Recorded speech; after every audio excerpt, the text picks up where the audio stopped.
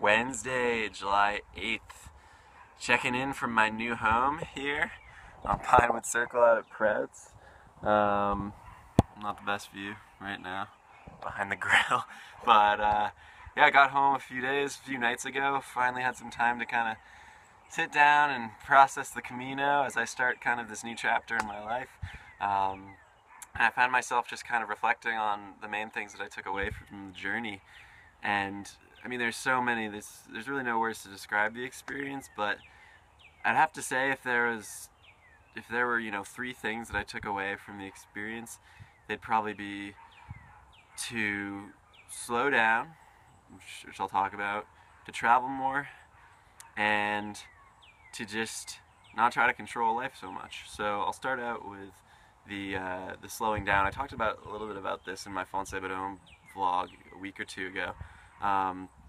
But something I'm really realizing as I come home and start to kind of gear up for looking for jobs and stuff like that is that, in the Camino it was easy because you're just walking every day and you pretty much had somewhat of a set schedule, and you didn't have too many choices to make, so you had the time and you were pretty much already slowed down.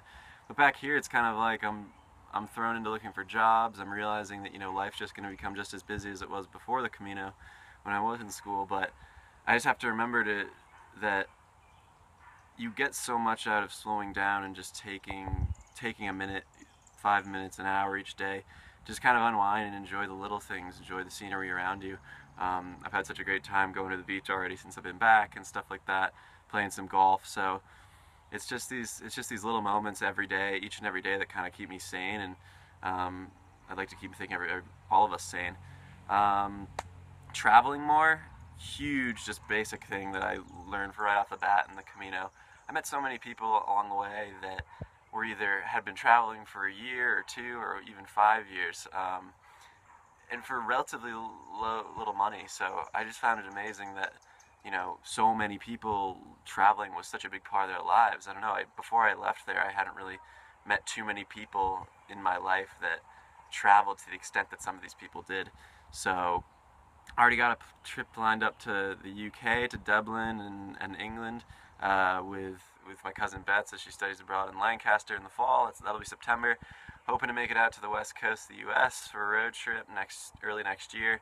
So just already lining up plans. You know what I mean? I know I have to get a job and finance these plans and have somewhat of a regular lifestyle, but I think keeping mobile and keeping moving and see different parts of the world, no matter where you're based, is just going to be a huge part of this next chapter for me. And the third thing, which is probably the biggest takeaway from the whole experience, was there were so many times on the Camino when these incredible moments happened when I least expected them. Anybody who's done the Camino expects moments like the first day over the Pyrenees, or Cruz de Ferro, which I talked about, the big cross at the tallest point on the Camino, or walking into finally seeing the cathedral in Santiago.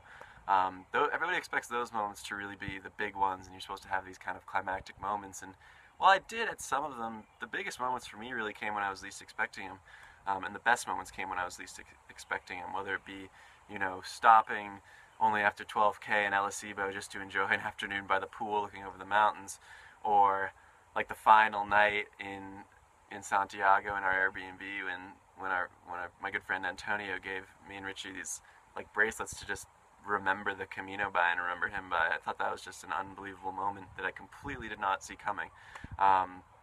So Antonio had this great saying that he learned from someone on the Camino: let go, let God. And even though I'm not particularly religious, I think that really just struck home, and that you can't control your life too much, because it seems like usually I've learned that the best moments come when you're least expecting them. So you can only control your life to a certain extent. The rest, you just have to trust that things will happen the way they should be, and trust in the way that they happen. So yeah, just an unbelievable experience, and I tried to sum up those experiences and those few takeaways, but there are just so many other things I learned, and there's no real way to explain this to people back home. It's when they ask, it's just, you gotta go do it, and it's just an unbelievable experience that I would recommend anybody to do. So this has been awesome doing these vlogs. It'll be interesting to look back on them and maybe put together a little highlight reel or something like that. And these vlogs have been as much for you as just for me. In the last couple of days I've started to look back on them. It's just really cool to have kind of a catalog of every day on the Camino, almost every day. But for now, I'm back in Maine, beginning this next chapter, and who knows, maybe some vlogs will pop up in the future. But for now, I'll sign off and say Buen Camino one last time. Thanks for watching.